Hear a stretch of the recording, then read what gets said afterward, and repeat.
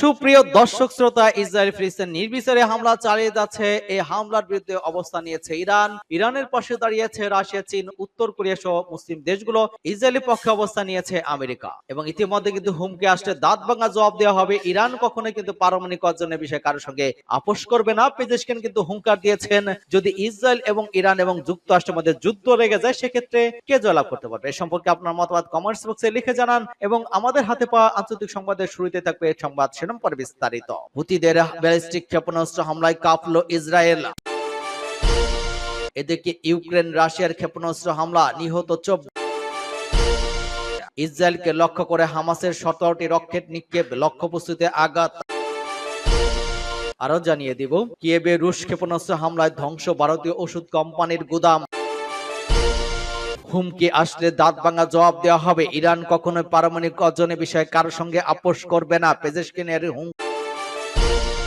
ভারতে ওয়াকফ আইন পাশ, প্রথম পদক্ষেপে গুড়িয়ে দেওয়া হলো মাদ্রাসা।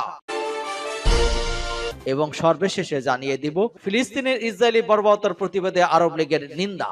এতক্ষণ শুনছিলেন সংবাদ শিরোনাম বিস্তারিত। তবে তার আগে অনুরোধ থাকবে, এই ভিডিওতে একটি লাইক দিন এবং কমেন্টস করে জানিয়ে দিন আপনি কোন জেলা থেকে বা কোথা থেকে আমাদের সাথে যুক্ত রয়েছেন। এবং সংবাদের সর্বশেষ গুরুত্বপূর্ণ আপডেট পেতে চ্যানেলটি সাবস্ক্রাইব করে আমাদের সঙ্গেই থাকুন। ধন্যবাদ। হুতির ব্যালিস্টিক ক্ষেপণাস্ত্র হামলায় কাঁপল ইসরায়েল। ইরান সমর্থিত ইসরায়েলি হুতি বিদ্রোহীরা ইসরায়েলে দুটি ব্যালিস্টিক ক্ষেপণাস্ত্র হামলা করেছে। রোববার হুতিদের ওই হামলায় ইসরায়েল জুড়ে সতর্কমূলক সাইরেন বেজে ওঠে, তবে হামলায় তাতে কোনো ক্ষয়ক্ষতি কিংবা হতাহতের খবর পাওয়া যায়নি। ইসরায়েলি সংবাদ মাধ্যম টাইমস অফ ইসরায়েলের প্রতিবেদনে বলা হয়, ইয়েমেন থেকে নতুন ক্ষেপণাস্ত্র হামলার ফলে তেল আবিব, আল কুদস এবং পশ্চিম তীর সহ ইসরায়েল জুড়ে সাইরেন বেজে ওঠে। ইসরায়েলি সেনাবাহিনী বলেছে, ইরান সমর্থিত হুতি বিদ্রোহীরা রোববার ইসরায়েলি ভূখণ্ড লক্ষ্য করে অন্তত দুটি ব্যালিস্টিক ক্ষেপণাস্ত্র ছুড়েছে। সামরিক বাহিনীর আকাশ প্রতিরক্ষা ব্যবস্থার মাধ্যমে হুতিদের ছোড়া ক্ষেপণাস্ত্র বাধা দেওয়ার চেষ্টা করা হয়েছে, তবে ক্ষেপণাস্ত্র সফলভাবে প্রতিরোধ করা সম্ভব হয়েছে কিনা সে বিষয়ে তদন্ত চলমান রয়েছে।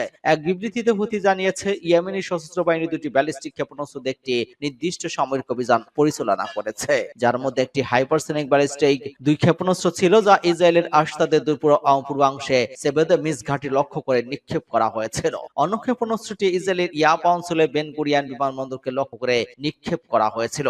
এদিকে মার্কিন বিমান বাহিনী হামলায় অন্তত 5 জন নিহত হয়েছেন, আহত হয়েছেন আরো 13 জন। স্থানীয় সময় রোববার দেশটি 3টি প্রদেশে বিমান হামলা চালায়। মার্কিন বাহিনী এক বিবৃতিতে হুতি বিদ্রোহীরা জানায়, সানা, সাদা এবং হুদাইদের বিভিন্ন স্থাপনা লক্ষ্য করে বোমা হামলা ফেলা হয়। লোহিত সাগরে জাহাজে ক্ষেপণাস্ত্র হামলার প্রতিবাদে গেল ফুরার মাস থেকে হুতি বিদ্রোহীদের নিয়ন্ত্রণে শহর বিভিন্ন বিমান হামলা শুরু করে যুক্তরাষ্ট্র। চলমান হামলায় বহু বিশ্বমিক মানুষ হতাহত হয়েছেন। জবাবে মার্কিন জাহাজ লক্ষ্য করে ক্ষেপণাস্ত্র হামলা চালিয়ে যাচ্ছে বিদ্রোহ গোষ্ঠীটি। ইউক্রেনের রাশিয়ার ক্ষেপণাস্ত্র হামলা, নিহত 24। যুদ্ধবিরতি নিয়ে চলমান আলোচনার মধ্যেই ইউক্রেন রাশিয়া হামলা পাল্টা হামলা অব্যাহত রয়েছে। এবার ইউক্রেনের রাশিয়ার ক্ষেপণাস্ত্র হামলায় অন্তত 24 জন বেসামরিক নাগরিক নিহত হয়েছেন, আহত হয়েছেন আরো অন্তত 84 জন। বিবিসির প্রতিবেদনে বলা হয়, রোববার সকালে ইউক্রেনের ভূমিসীমা অঞ্চলে একটি ব্যালিস্টিক ক্ষেপণাস্ত্র হামলা চালানো হয়েছে। ইউক্রেনের স্টেট ইমার্জেন্সি সার্ভিসের বিবৃতি অনুসারে হামলায় এক শিশু সহ 24 জন নিহত হয়েছেন, এছাড়া 7 শিশু সহ আরো 84 জন আহত হয়েছেন।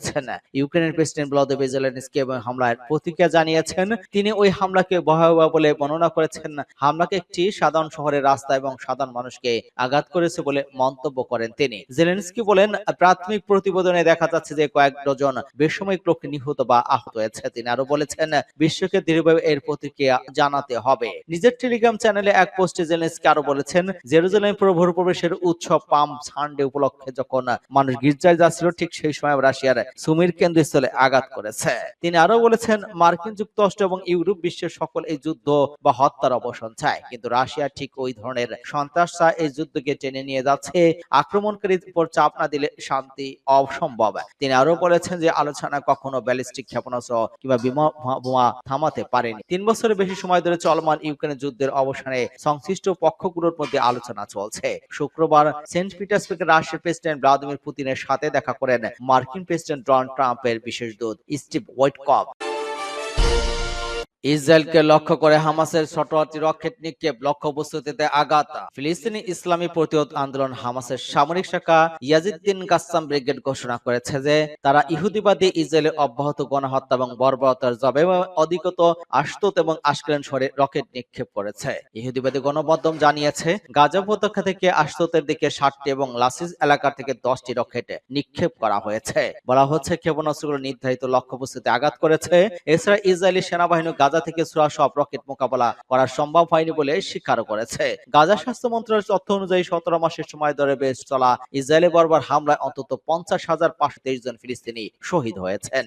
আহত হয়েছেন 1,14,638 জন। আর গাজার জনসংখ্যার কার্যালয়ের হিসাবে শহীদের সংখ্যা 61,700। তাদের মধ্যে নিখোঁজ ফিলিস্তিনিরা রয়েছেন। সূত্র পাস টুডে। কিয়েভে রুশ ক্ষেপণাস্ত্র হামলায় ধ্বংস ভারতীয় ওষুধ কোম্পানির গুদাম। ইউক্রেন রাশিয়ার যুদ্ধে রক্তক্ষয়ী প্রেক্ষাপটে এবার রুশ হামলা শিকার হলো ভারতের একটি বেসামরিক ব্যবসায়িক প্রতিষ্ঠান। রাজধানী কিয়েভে অবস্থিত ভারতীয় ওষুধ কোম্পানি কুসামার একটি গুদামে ভয়াবহ ক্ষেপণাস্ত্র হামলা চালিয়েছে রাশিয়া। হামলায় শিশু এবং বৃদ্ধদের জন্য সংরক্ষিত প্রয়োজনীয় ওষুধ ধ্বংস হয়ে যায়। এতে আন্তর্জাতিক অঙ্গনে উদ্বেগ তৈরি হয়েছে। বিশেষত ওই হামলাকে ইচ্ছাকৃত বলে আখ্যা দিয়েছে ইউক্রেন নিযুক্ত ভারতীয় দূতাবাস। শনিবার রাশিয়ার ওই হামলায় সংঘটিত হয়েছে বলে জানানো হয় কিয়েভ থেকে প্রকাশিত এক্স পোস্টে। ইউক্রেনে ভারতীয় দূতাবাস অভিযোগ করেছে মস্কো ভারত সম্পর্ক থাকা সত্ত্বেও ইচ্ছাকৃতভাবে ভারতীয় বাণিজ্যিক প্রতিষ্ঠানকে টার্গেট করা হয়েছে। তারা জানায় ওই গুদামে শিশু এবং বৃদ্ধদের জন্য নানা ধরনের প্রয়োজনীয় ওষুধ মজুদ ছিল, যা হামলায় সম্পূর্ণরূপে ধ্বংস হয়ে গিয়েছে। ওই হামলা নিন্দা জানিয়েছেন ইউক্রেনের নিযুক্ত ব্রিটিশ রাষ্ট্রদূত মার্টিন হারিসিও। তিনি বলেছেন আজ সকালে রাশিয়ার ড্রোন হামলা চালিয়ে কিয়েভের একটি ওষুধ কোম্পানির গুদাম ধ্বংস করেছে। সেখানে বয়স্ক শিশুদের জন্য অত্যাবশ্যক ওষুধ সংরক্ষিত ছিল। এটি রাশিয়ার পক্ষ থেকে বেসামরিক সামরিক নাগরিকদের উপর নতুন করে সন্ত্রাসী কার্যক্রম। যদিও হারিস তার মন্তব্য সরাসরি ভারতীয় কোম্পানির নাম উল্লেখ করেননি। এদিকে রাশিয়ার প্রতিরক্ষা মন্ত্রণালয় পাল্টা দাবি করেছে গত 24 ঘন্টায় ইউক্রেন রাশিয়ার জ্বালানি অবকাঠামো লক্ষ্য করে 5টি হামলা চালিয়েছে, যা যুক্তরাষ্ট্রের মধ্যস্থতার যুদ্ধবিধির চর্ত লঙ্ঘন করে। দাবি তাদের ওই প্রেক্ষাপটে আন্তর্জাতিক সম্প্রদায়ের দৃষ্টি আবারও যুদ্ধের মানবিক মূল্য এবং নিরীহ জনগণের উপর এর প্রভাবের দিক নিবন্ধ হয়েছে। সংবেদনশীল স্থাপনা এমন হামলা যুদ্ধকে আরো জটিল এবং বেদনাদায়ক করে তুলেছে। সূত্র এনডিটিভি। হুমকি আসলে দাঁত ভাঙা জবাব দেওয়া হবে। ইরান কখনোই পারমাণবিক অর্জনের বিষয়ে কারোর সঙ্গে আপোষ করবে না, পেজেশকিয়ানের হুঙ্কার।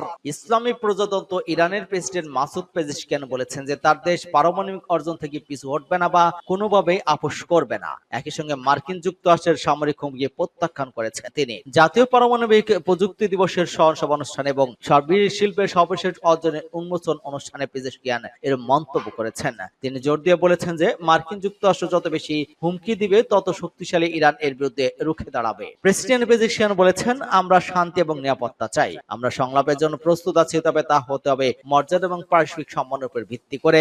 আমরা আমাদের অর্জন থেকে পিছু হটবো না, আমরা আমাদের সাথে তাদের আপোষ করবো না এবং আমরা কখনোই আমাদের চিন্তা ভাবনা থেকে বিরত রাখতে, উদ্ভাবনী বা সৃজনশীল হতে বাধা দিতে দেব না। পেজেশকিয়ান আরো বলেছেন যে তেহরান পারমাণবিক বোমা চায় না। পশ্চিমা বিশ্ব বলেছে ইরান পারমাণবিক বোমা তৈরি করতে চায়। ইসলামী বিপ্লবের নেতা আয়াতুল্লাহ সাইদ আলী খামেনির চেয়ে বেশি কর্তৃত্বশীল আর কে হতে পারে, যিনি আনুষ্ঠানিকভাবে এবং প্রকাশ্যে ঘোষণা করেছে যে আমরা পারমাণবিক বোমা তৈরি করতে চাইছি না। আপনি এটি একবার 100 বার যাচাই করবেন, আপনি এটি 1000 বার যাচাই করতে পারেন, তবে এটি জেনে রাখুন আমাদের সকল ক্ষেত্রে পারমাণবিক বিজ্ঞান এবং পারমাণবিক শক্তি প্রয়োজন। প্রেসিডেন্ট বলেছেন যে ইরান যুদ্ধ চায় না, তবে যে কোনো সম্ভাব্য আগ্রাসনের বিরুদ্ধে আমাদের প্রতিক্রিয়া হবে কঠোর।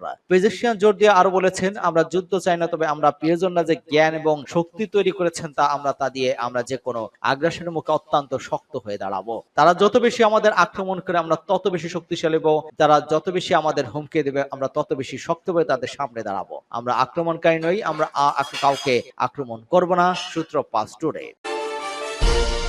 ভারতে ওয়াকফ আইন পাশ, প্রথম পদক্ষেপে গুড়িয়ে দেওয়া হলো মাদ্রাসা। ভারতে সম্প্রতি পাশ হয়েছে ওয়াকফ আইন। এ নিয়ে দেশটির নানা প্রান্তে তীব্র বিক্ষোভ এবং প্রতিবাদ চলছে। পাশাপাশি দেশের শীর্ষ আদালতে এই আইনটির বাতিলের দাবিতে একাধিক পিটিশন জমা পড়েছে। তবে তীব্র বিক্ষোভ এবং প্রতিবাদ সত্ত্বেও এর মধ্যে ওই আইনের অধীনে পদক্ষেপ নিতে শুরু করেছে দেশটির কর্তৃপক্ষ।